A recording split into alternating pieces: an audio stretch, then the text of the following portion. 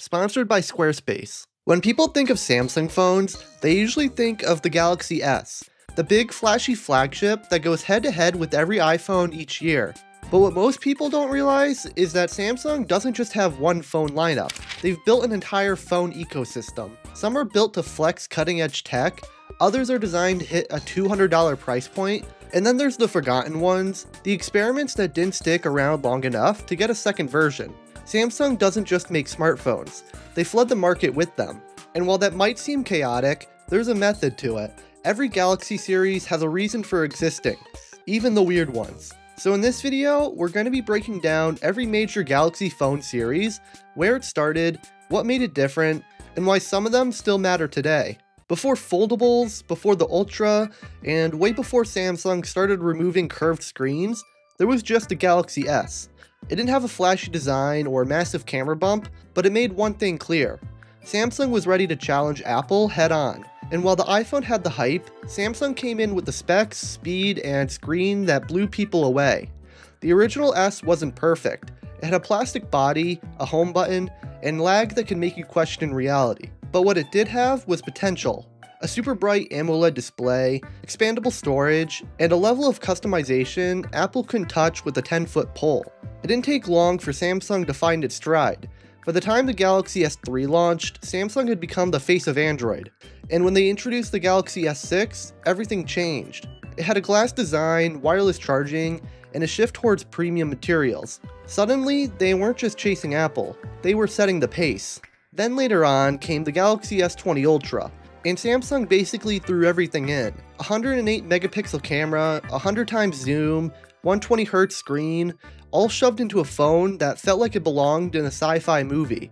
That Ultra branding, it stuck, and it became the new identity for Samsung's top-tier phones. Over the years, the S series evolved from an iPhone rival to an Android benchmark. Whether it was introducing curved displays, pioneering high refresh rate screens, or being one of the first major Android brands to remove chargers from the box, the Galaxy S line had been the blueprint for every phone Samsung makes today. Up next, we have the Samsung Galaxy Note series. But before we get into that, I want to quickly mention today's sponsor, Squarespace. If you've ever thought about starting a tech blog, building a clean portfolio, or just launching a site for your side project, Squarespace makes it super easy. There's no coding, no mess, you just drag and drop and you've got a legit looking website. Their AI-powered blueprint tool is actually really cool. You can tell it what your site's about, and it builds out a full layout with content that fits.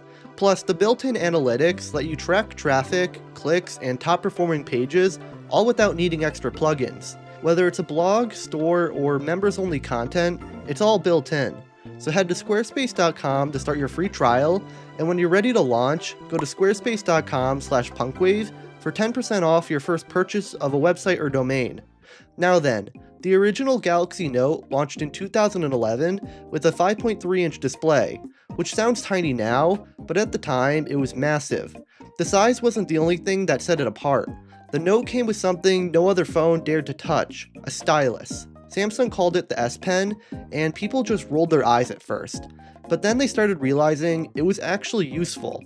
Jotting notes, signing PDFs, turning your chicken scratch handwriting into text, the Note wasn't just a phone, it was a productivity machine in your pocket, and Samsung leaned into that hard. Over the years, the Note became the go-to phone for power users. It always got the best specs, the biggest screens, and the most features. Sometimes too many features. Remember air gestures? It wouldn't be surprising if you said no. But even with all that bloat, the Note line kept pushing boundaries. The Note 4 had a removable battery and a metal frame, the Note 9 had a Bluetooth-enabled stylus, and the Note 10 looked something like out of the future. However, there's no avoiding what happened with the Note 7, a literal disaster. Phones caught fire, flights got delayed, Samsung had to recall every single unit and permanently discontinue it. It was one of the worst product launches in tech history. But even after that, Samsung didn't give up on the Note. They came back stronger with the Note 8 and kept the line going until 2020.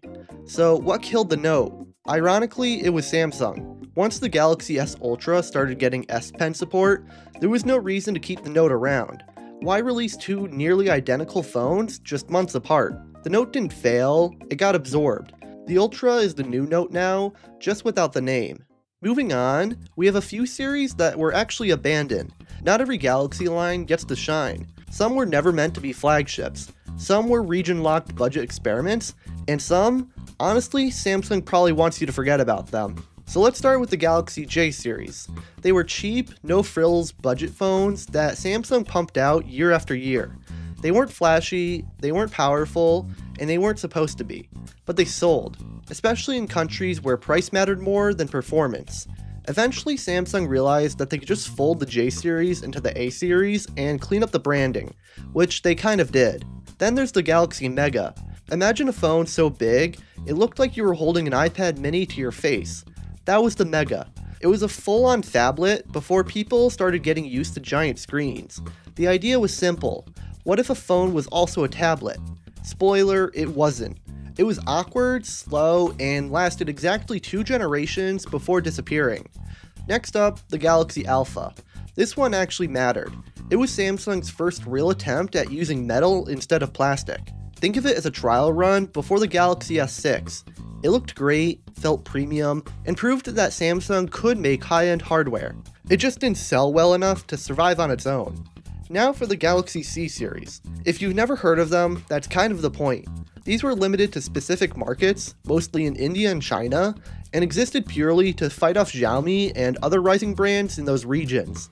They came and went so fast, you would be forgiven for thinking they were made up. But what do all of these phones have in common? They were stepping stones, not flagships. Just Samsung testing out ideas to see what stuck. And while most of them didn't make it past a couple generations, some of their features, like metal builds or oversized screens, ended up shaping Samsung's mainline phones down the road. Moving on to a series that's actually still around, not everyone wants a $1,200 flagship. Some people want a phone that looks good, lasts all day, and doesn't make their wallet cry. That's where the Galaxy A series comes in. The A series is Samsung's sweet spot. The phones that feel premium without the premium price tag. You get AMOLED displays, decent cameras, big batteries, and modern designs, all for half the price of an S-series phone. And for most people, that's more than enough. Over the years, the Galaxy A lineup has become a bit of a buffet. The A10, A20, A50, A72, A54, it's like Samsung rolled the dice to name them. But underneath the chaos, there's a clear strategy. Hit every price point, flood the mid-range market, and keep people in the Samsung ecosystem even if they're not buying the Ultra. And the best part? Some of these A-series phones are actually really good. The A52 and A57, for example, are basically flagship light. You get high refresh displays, solid build quality, and a camera that's good enough for most users. Sure, you're not getting insane zoom levels or the latest chip, but you're also not paying the flagship tax. So while the Galaxy S series gets all the hype, the A series quietly racks up global sales, and probably has more users than any other Samsung line right now. It's not flashy, it's not experimental, but it's dependable. And in the world of smartphones, that's what most people actually want. Now, if the Galaxy A series is for everyone, then the Galaxy M series is for people who never want to see low battery warnings ever again. Launched in 2019, the M series was Samsung's answer to budget brands like Xiaomi and Realme, especially in India and Southeast Asia. These phones weren't flashy, they didn't have curved screens, glass backs, or 8K video, but they did have massive batteries. We're talking about 6,000 to 7,000 mAh batteries, enough to last 2 full days, or longer if you're not doom scrolling. The idea was simple: cut the fluff, boost the battery, and sell it online for cheap. And it worked. M phones were built for people who just needed something reliable that wouldn't die by dinner time. Samsung even stripped down the software to match. Most M-series phones run One UI Core, which is basically a lighter version of Samsung Skin, with some features removed to keep things running smooth on lower-end hardware. It's clean, fast, and does the job. What the M-series lacks in premium feel, it makes up for practicality. They're the phones you buy for your parents, your younger sibling, or as a backup. And considering how aggressive the budget phone market is, Samsung needed a line like this to stay competitive. So no, the M-series isn't exciting, but it's not supposed to be. It's the workhorse lineup, boring, functional, and surprisingly popular. Now, right about the same time, Samsung quietly introduced another series, the Galaxy F series. Originally launched for the Indian market in 2020, the F series was kind of a Frankenstein of Samsung's other phones. Most F models were actually rebranded or slightly tweaked versions of an A or M series device, sometimes with minor spec changes or exclusive color options. It was less about innovation and more about hitting very specific retail partnerships, like being sold exclusively through Flipkart. Think of the F series as Samsung's way of saying, here's another option just in case you didn't like the other 10. It didn't have a strong identity of its own, but it filled the gaps in wherever needed, especially in the budget and lower mid-range space. And despite its low profile, it found success in India thanks to aggressive pricing and battery-focused models like the F62. The F series might not stand out globally, but it shows how deep Samsung's playbook goes, using regional exclusives and repackaging devices to win specific markets without reinventing the wheel. Now then, Samsung didn't invent foldables, but they're one of the only companies in the US that actually makes them work. The Galaxy Z series kicked off in 2019 with the original Galaxy Fold, and let's be real, it was kind of a mess. The hinge was fragile, the screen protector wasn't actually a screen protector, and people were breaking them before they even left the review table.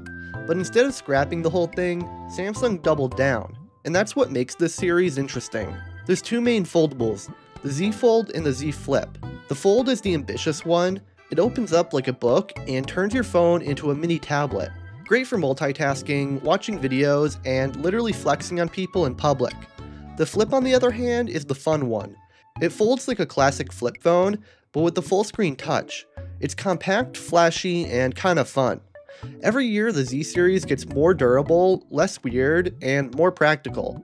The hinges are stronger, the creases are smaller, the outer screens are actually usable now, and with stuff like flex mode and multitasking tools, Samsung's actually building software around the hardware, which a lot of companies never figured out. But here's the thing, foldables are still a niche. They're expensive, they have compromises, and most people still aren't sold on why they need one. But the Galaxy Z series isn't about mass adoption, it's about pushing boundaries and proving that phones don't have to look the same forever.